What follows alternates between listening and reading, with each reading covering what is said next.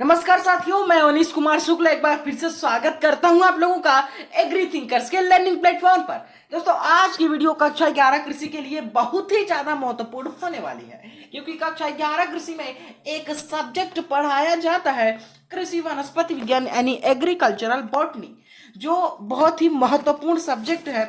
और जो आज का हमारा टॉपिक है, यह भी एग्जाम की दृष्टि से बहुत ही महत्वपूर्ण है, काफी ज्यादा इंटरेस्टिंग टॉपिक है। लेकिन स्टूडेंट्स जो है इसको कठिन समझते हैं, हार्ड समझते हैं, जो कि है नहीं। ठीक है, बस इसको आपको अंतर यह है कि आप इसको रटते हैं। ठीक है, जो रटने वाले सब्जेक्ट है उनको रटिए। ठीक है, जो समझने वाले सब्जेक्ट है उनको आपको रटना नहीं, समझना है। ठीक है, रटा हुआ अगर आप मशक्कत करके रट भी लिए हैं तो जल्दी भूल जाएंगे, जबकि समझा हुआ नहीं जल्दी भूला जाता है। ठीक है, तो वही टॉपिक आज हम डिस्कस करेंगे। देखिए, आज अब कृषि वनस्पति विज्ञान का हम ऑलरेडी हमारे चैनल पर 2-3 टॉपिक आ चुके हैं, उनको आप देख सकते हैं जाकर प्लेलिस्ट में, हम या हमारे चैनल पर। आज का चूंकि फिलहाल हमारा टॉपिक है परागण यानी पॉलिनेशन। ठीक है, इसके बारे में कंप्लीट डिस्कशन आज करेंगे, एकदम आपकी भाषा में, इलेबोरेट वे में। और कोशिश हमारी ये रहती है कि आप जो समझने वाली चीजें हैं उनको आपको समझाया जाए, और वीडियो में ही आपको ऐसा समझाए कि बिना याद किए याद हो जाए। ठीक है, बस आपको ध्यान दे के वीडियो को कंप्लीटली वॉच करना है, एक भी कड़ी आप मिस करते हैं तो हो गया आपका। ठीक है, कल्याण। तो चलिए हम शुरू करते हैं आज का वीडियो। पहले देखिए परागण की यहाँ पर परिभाषा क्या लिखी हुई है। जब परागपुट से, ठीक है, परागपुट से परागकण निकलकर मादा के वर्तिकाग्र पर पहुंच जाते हैं तो उसको परागण कहते हैं। यानी जब परागपुट से परागकण निकलकर मादा के वर्तिकाग्र पर पहुंच जाते हैं तो उसको परागण कहते हैं। अब आई एम श्योर आपको ये समझ में नहीं आया होगा। ठीक है, पल्ले नहीं पड़ा होगा। चलिए मैं आपको शुरू करता हूँ। अगर आपको याद हो तो इसके पहले हमने अपने वीडियो में पुष्प, फ्लावर यानी एग्रीकल्चर बॉटनी में फ्लावर जो पुष्प होता है, फूल होता है, उसके बारे में हमें आपको एकदम आपकी भाषा में अच्छी तरह से डिस्कस किया था। अगर आपने वीडियो वो नहीं देखी है तो पहले उसको जाकर देखिए, उसके बाद से इस वीडियो को प्ले कीजिए। ठीक है, क्योंकि वो सारी जो लेक्चर्स हैं, सारे टॉपिक आपस में कनेक्टेड रहते हैं। ठीक है, तो उसमें मैंने आपको बताया था, अगर आपने देखा है और आपको याद हो, नहीं देखा तो जाकर उसको पहले देखिए। उसमें मैंने आपको बताया था जो पुष्प का मेल पार्ट होता है, नर भाग होता है, जिसको एंड्रियोसियम बोला जाता है, उसके 3 भाग होते हैं। ठीक है, filament filament anther, pollen grain, यानी जिसको आप बोलते हैं पुतंतु, परागकोश और परागकण। ये आपके मैंने बताए थे मेल पार्ट। क्या बताए थे? फिलामेंट, एंथर, पोलन ग्रेन, जिसको एंड्रोसियम यानी मेल पार्ट होता है। दूसरा मैंने आपको, जिसको पुमंग बोलते हैं हिंदी में एंड्रोसियम को। दूसरा मैंने आपको बताया था फ्लावर के फीमेल पार्ट, उसको गाइनोइसियम बोलते हैं हिंदी में, जायांग। तो उसमें भी मैंने आपको 3 भाग बताए थे, ओवरी, स्टाइल, स्टिग्मा। यानी देख लीजिए हिंदी में अंडाशय यानी ओवरी, स्टाइल जिसको बोलते हैं, स्टाइल को बोला जाता है हिंदी में वर्तिका। ठीक है, और स्टिग्मा इसको बोला जाता है वर्तिकाग्र। देखिए, अब देखिए यहाँ जो आपका एंथर है, जो आपका परागकोश है, इसमें आपका पोलन ग्रेन जो पराग कण है ये भरा रहता है। ठीक है, एंथर में आपका ये एंथर में, इस वाले एंथर में आपका ये पोलन ग्रेन भरा रहेगा। और यही पोलन ग्रेन जब किसी भी माध्यम से फीमेल पार्ट यानी एंड्रोसियम वाले पार्ट के स्टिग्मा यानी वर्तिकाग्र पर पहुंच जाता है तो उसी को पॉलिनेशन कहते हैं। पॉलिनेशन हो गया, और वहीं पर थोड़ा और घुस के नीचे पहुंचाया तो उसको हम बोल देंगे निषेचन। वो भी एक अलग टॉपिक है। ठीक है, मे भी इसके बाद का टॉपिक है, वो हम डिस्कस करेंगे। तो यहां पर आपको अब समझ में आ गया होगा कि देखिए 2 शब्द मैं आपको पहले बता दूं कि परागकोश से परागकण का वर्तिकाग्र पर पहुंचना परागण कहलाता है। अब सुनिए एक और परिभाषा जो मैं बताता हूं। नर के, हिंदी में बता दूं पहले, मतलब मिक्स करके, नर के परागकोश से, यानी जो मेल फ्लावर का परागकोश होता है, एंथर वाला पार्ट होता है, उससे पोलन ग्रेन का यानी परागकण का निकलकर फीमेल पार्ट यानी मादा भाग के स्टिग्मा यानी वर्तिकाग्र पर पहुंच जाने की क्रिया को पॉलिनेशन कहते हैं। अब ये देखिए आपकी संपन्न होती है। पहले यहाँ पर टाइप्स दिया गया है, तो पहला है सेल्फ पॉलिनेशन, स्वपरागण। दूसरा है क्रॉस पॉलिनेशन यानी पर परागण। देखिए सेल्फ पॉलिनेशन वो एक ही पौधे पर हो जाएगा तो उसको किसी एजेंट की जरूरत नहीं है, ठीक है। लेकिन क्रॉस पॉलिनेशन चूंकि दो पौधों के बीच में जरूर होती है तो उसको यानी कोई एजेंट की जरूरत पड़ेगी तभी वो हो पाएगा, ठीक है। अब देखिए इसमें medium in types of agent, माध्यम, तो देखिए पहले आपके हैं ए बायोटिक एजेंट। देखिए एजेंट बात आ गया, मतलब ये क्रॉस पोलिनेशन होगा, सेल्फ में किसी एजेंट की जरूरत ही नहीं है, ठीक है। तो ए बायोटिक एजेंट यानी निर्जीव जो आपके माध्यम है। दूसरा है आपका बायोटिक एजेंट यानी सजीव माध्यम। देखिए निर्जीव, निर्जीव आपका क्या है, ठीक है, जल है, जल थोड़ी सजीव है, ठीक है, उसमें थोड़ी श्वसन और आपका वो जो उत्सर्जन वगैरह हो रहा है, ठीक है। तो जल, तो जल से जब परागण होता है उसको बोलते हैं हाइड्रोफिली, ठीक है, इसको आपको ध्यान में रखना है। और ये आपका किस में होता है, तो आपका कमल में होता है, कमल में, लोटस में, और नारियल यानी कोकोनट में। दूसरा आपका एबायोटिक में जाता है वायु, वायु परागण जिसको बोलते हैं एनिमोफिली, ठीक है, वायु के द्वारा, विंड के द्वारा। और ये होता है ग्रेमिनी फैमिली में। ग्रेमिनी फैमिली से क्या समझ रहे हैं आप लोग, वही गेहूं आपका, चावल आपका, ये सारी चीजें, ठीक है। ग्रेमिनी फैमिली वही पोइसेस आपका गेहूं है और चावल है, यानी आपका गेहूं है, चावल है, फिर आपका मक्का है, फिर आप देखेंगे ज्वार बाजरा है, ये सारी आपकी पोएसी फैमिली की हैं, और गन्ना भी है। तो इनमें आपका वायु परागण होता है यानी एनिमोफिली। वायु परागण मतलब हवा के द्वारा, हवा का झोंका आया और एक यानी पौधे के पुष्प के परागकण को उड़ा दिया और वो उड़कर दूसरे पौधे के पुष्प के फीमेल पार्ट के स्टिग्मा पर पहुंच गया, तो वो बोलता है आपका वायु परागण, ठीक है। या जल में बहकर चला गया तो आपका हो गया जल परागण, ठीक है।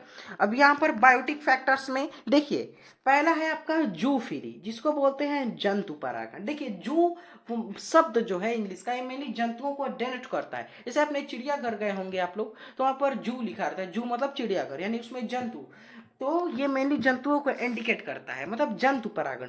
देखिए एक रेफ्लिसिया नाम का बहुत ही भारी फूल होता है, कई किलो का होता है, तो इसका जो है हाथी इसमें परागण कराता है, तो आपका जूफिली। दूसरा आपका कीट, जो आपके कीड़े मकोड़े होते हैं आपका चाहे चींटी हो गई, आपकी बटरफ्लाई हो गई, या जो भी आपके इंसेक्ट हैं, बग हो गया, थ्रिप्स हो गया, बीटल्स हो गए अलग अलग प्रकार के, और मस्क्यूटो हो गए, ये सारे आपके कीट। तो इनके द्वारा अगर आपका मेनली इसी के द्वारा होता है, इनके द्वारा अगर आपका परागण, आपका नहीं फूल का अगर परागण हो रहा है तो उसको बोलते हैं एंटोमोफिली यानी कीट परागण। आपको याद हो तो मैंने जो जूलॉजी की क्लासेस 12th एग्रीकल्चर में है तो उसमें मैंने आपको अलग अलग ब्रांचेस बताई थी, तो उसने आपका एंटोमोलॉजी जो कीट विज्ञान था। अगला है आपका पक्षी द्वारा परागण, इसको बोलते हैं आर्निथोफिली। जैसे आपका किसी पक्षी या कौवा, तोता, चमगादड़ नहीं आएगा, वो तो दूसरा आएगा, तो किसी के भी द्वारा आपका हो गया तो वो है आपका पक्षी द्वारा यानी ऑर्निथोफिली, ठीक है। आपको याद हो तो मैंने आपको ऑर्निथोफिली के बारे में बताया था कि ऑर्निथोलॉजी पक्षियों का अध्ययन होता है। अब चमगादड़ अलग हो गया, अगर चमगादड़ के द्वारा हुआ तो उसको बोलते हैं हाइरेप्टेरोफिली, ठीक है। यहाँ पर कुछ पॉइंट्स देखिए। पहला है आपका पोरोगैमी यानी बीजांड द्वारी प्रवेश। जब नर युग्मक बीजांड द्वार के द्वारा भ्रूणकोश में यानी एम्ब्रियो सैक में उसके पोर्स के द्वारा, बीजांड द्वार के द्वारा प्रवेश करता है तो उसको बोलते हैं पोरोगैमी, ठीक है। बीजांड द्वार के द्वारा तो बीजांड द्वारी प्रवेश, अगर आप हिंदी में याद कर रहे हैं तो आपको याद करने में कोई दिक्कत ही नहीं होगी, ठीक है। नाम में ही उसका आ जाएगा बीजांड द्वारी प्रवेश, मतलब बीजांड द्वार द्वारा। फिर है आपका निभागी प्रवेश यानी चलेजोगैमी, ये चलेजा के द्वारा होता है। जब भ्रूणकोश में नर युग्मक निभाग के द्वारा प्रवेश करता है तो वो निभागी, निभाग के द्वारा निभागी, बीजांड द्वारा बीजांड द्वारी, अध्यावरण के द्वारा अध्यावरणीय। तो यहाँ पर अगला देखिए अध्यावरणीय प्रवेश यानी मेजोगैमी। इसका मतलब होता है जब नर युग्मक जो आपका मेल गैमीट है वो अध्यावरण के द्वारा भ्रूणकोश में प्रवेश करता है तो उसको बोलते हैं अध्यावरणीय प्रवेश यानी मेजोगैमी, ठीक है। आइए थोड़ा सा देख लेते हैं, थोड़ा सा देखते हैं स्वपरागण और परपरागण के बारे में। ये देखिए स्वपरागण में एक पुष्प द्विलिंगी होते हैं। जब एक लिंगी होंगे तो मेल और फीमेल फ्लावर, नर और मादा जो पुष्प है वो एक ही पौधे पर होंगे, ठीक है। ये अगर एक ही पौधे पर नहीं होंगे तब तो अलग अलग हो गया, ठीक है।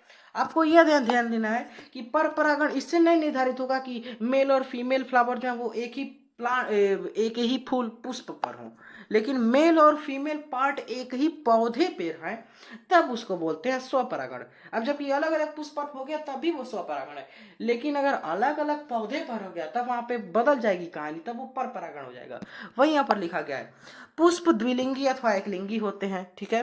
नर व मादा पुष्प अलग अलग पौधों पर लगे होते हैं। देखिए अलग अलग पौधों पर लगे होंगे तभी तो उनके बीच में किसी एजेंट की जरूरत होगी, जैसे हवा आएगा उड़ा के ले जाएगा, उसके पोलन ग्रेन को स्टिग्मा पे पहुंचाएगा, या जल के द्वारा बह जाएंगे, या कीट ले जाएगा, ठीक है। तो ये है आपका, ठीक है। आगे देखिए फिर यहाँ पर स्वपरागण में नर व मादा एक ही साथ परिपक्व होते हैं, जिसको आपको समकाल पक्वता बोल सकते हैं, ठीक है, यानी होमोगैमी। यहाँ पर आपका अधिकतर पुष्पों में नर व मादा अलग अलग समय यानी भिन्न काल पक्वता इसमें पाई जाती है, ठीक है। फिर यहाँ पर अंतर देखिए, स्वपरागण में पुंकेसर व स्त्री केसर पुष्प में इस प्रकार स्थित होते हैं कि परागकण आसानी से वर्तिकाग्र पर गिर जाए, ठीक है। अब वही तो आपका परागण हो गया, परागकण वर्तिकाग्र पर गिर गया, परागण हो गया, ठीक है। यहाँ पर लिखा हुआ है नर व मादा भाग पुष्प में प्राय इस प्रकार व्यवस्थित होते हैं कि परागकण उसी पुष्प के वर्तिकाग्र पर पहुंच सके, ठीक है। अब देखिए एक स्पीसीज का या एक वंश का पौधा है तो उसी पर जाएगा, दूसरे पर नहीं होगा। एक और यहाँ पर देख लीजिए स्वपरागण में, तो पुष्प प्राय सुगंध रहित, अनाकर्षक, छोटे तथा मकरंद युक्त होते हैं, मकरंद रहित होते हैं, ठीक है। इसमें सुगंध नहीं पाई जाती, ठीक है। अब देखिए वो सुगंध लेकर भी क्या करेंगे, आकर्षक होकर क्या करेंगे, उनका तो कोई जीव जंतु से कोई मतलब है नहीं है, ठीक है, क्योंकि वो अपने ही पौधे पर हो जा रहे हैं, ठीक है। लेकिन अगर वो यहाँ पर देखिए अगर पर परागण वाले हैं तो इसमें क्या होगा, पुष्प प्राय यानी वायु परागित पुष्पों को छोड़कर, जब आपका एनिमोफिली होता है उसको छोड़कर गंध युक्त, आकर्षक, बड़े या समूह में तथा मकरंद युक्त होते हैं। अब इसमें क्या इतनी आफत आई हुई है कि ये गंध युक्त होंगे, वो अट्रैक्टिव भी लगेंगे और उनमें सुगंध भी रहेगी, मकरंद युक्त होंगे, तो उसका कारण है, ठीक है।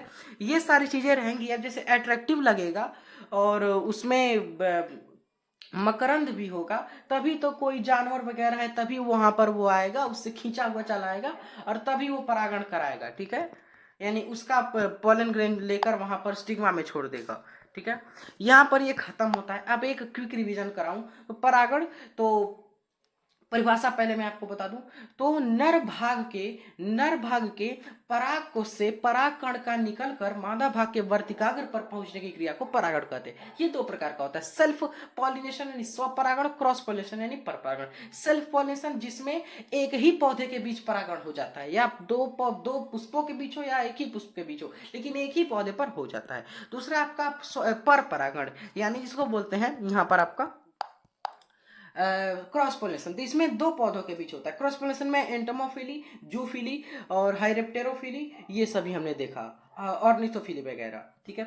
अब अगर आप पीडीएफ चाहते हैं ज्वाइन करेंगे टेलीग्राम चैनल, लिंक मिलेगा डिस्क्रिप्शन सेक्शन में, वहां से आप ज्वाइन करें। आज ही पीडीएफ अपलोड कर दूंगा, वहां से आप अपने नोट जो है प्रिपेयर कर सकते हैं। मिलते हैं नेक्स्ट वीडियो में। Thanks for watching, take